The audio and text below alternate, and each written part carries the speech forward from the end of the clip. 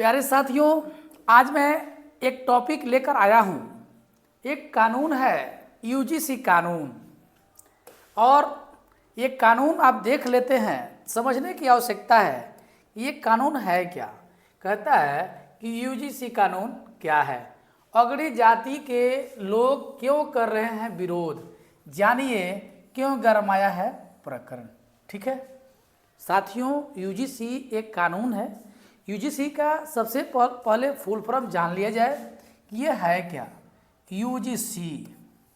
UGC इसको हम लोग बोलते हैं यूनिवर्सिटी, यानी कि यूनिवर्सिटी ग्रांट कमीशन। क्या कहते हैं इसको? University grant commission. तो एक तरह से यूनिवर्सिटी ग्रांट कमीशन ये है विश्वविद्यालय, ये है विश्वविद्यालय अनुदान आयोग। क्या है? विश्वविद्यालय अनुदान आयोग। और ये मुद्दा बहुत गरमाया हुआ है। ठीक है, और इसके फुल फॉर्म से ये बात आपको समझ में आ गया होगा कि ये जो कानून है ये यूनिवर्सिटी से रिलेटेड है। ठीक है, यानी कि इसमें ये यूनिवर्सिटी से संबंधित ये कानून बनाया गया है। और इस कानून में है क्या? इस कानून एक बहुत पहले ही यूजीसी का जो है गठन हुआ था, लेकिन यूजीसी एक्ट 2026 का अर्थ ये हुआ कि जो यूजीसी का जो भी एक्ट है उस एक्ट में बदलाव करके 2026 में एक नया एक्ट लाया गया है। आइए इसको थोड़ा सा हम आगे करके देखते हैं कि आगे क्या है। आगे देखेंगे और ये देखिएगा, ये कानून कहता है कि विश्वविद्यालय अनुदान आयोग की ओर से उच्च शिक्षा संस्थानों में जातिगत भेदभाव को रोकने के उद्देश्य से उच्च शिक्षण संस्थानों में समानता को बढ़ावा देने के नियम 2026 को लागू किया गया है। यह रेगुलेशन 15 जनवरी 2026 से देश के सभी उच्च शिक्षण संस्थानों में लागू हो गया है। देश की अगड़ी जातियों के लोग इस रेगुलेशन का विरोध कर रहे हैं। ठीक है साथियों, ये जानने की ज़रूरत है कि अगड़ी जातियों के लोग इस रेगुलेशन का विरोध आखिर कर क्यों रहे हैं, क्या इसमें है कि विरोध हो रहा है। साथियों, कहता है कि उत्तर प्रदेश के शिक्षण संस्थानों में भी इस रेगुलेशन को लागू किया गया है। अब तक शैक्षिक रूप से महत्वपूर्ण कदम के तौर पर पेश किया जा रहा है। ऐसा सवाल उठ रहा है कि क्या यह कानून युवाओं के एक बड़े वर्ग को प्रभावित करेगा। यूपी चुनाव 2027 से पहले इस कानून की चर्चा शुरू हो गई है। गाजियाबाद डसना पीठ के पीठाधीश्वर नरसिंहानंद गिरी ने इसका विरोध शुरू कर दिया गया। साथियों देखिए, नरसिंहानंद गिरी जो आपके सामने यहाँ हैं, जो इसका विरोध करना स्टार्ट किए हुए हैं।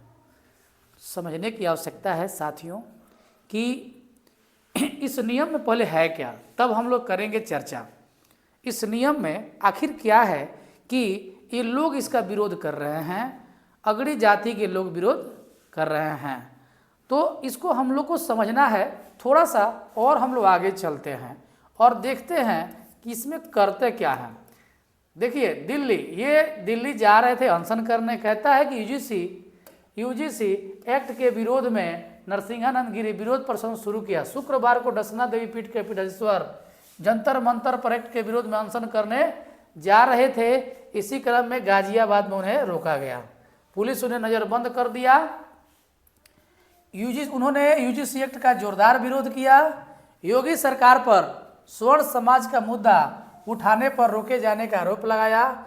नरसिंहानंद को रोकने और नज़रबंद किए जाने के बाद मामले पर चर्चा तेज हो गई है।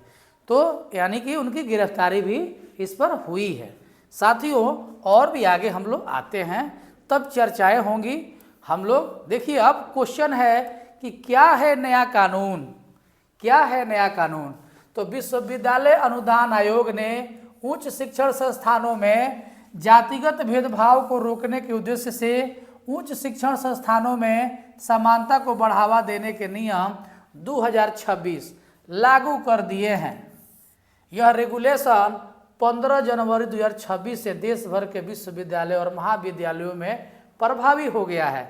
हालांकि इसके लागू होते ही देश के विभिन्न हिस्सों में अगड़ी जातियों से जुड़े संगठनों और समूहों ने इसका विरोध शुरू कर दिया है। नए रेगुलेशन की सबसे अहम विशेषता यह है कि अब अनुसूचित जाति जनजाति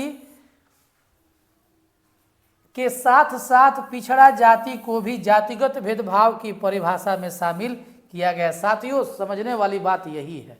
देखिए, यानी कि कहता है कि यह नियम पहले से एसटी एससी के जो है स्टूडेंट हैं उन पर तो लागू होता ही था। अब उस दायरे में ओबीसी यानी कि एससी एसटी तो थे ही शामिल, इनके साथ ओबीसी को भी जोड़ दिया है।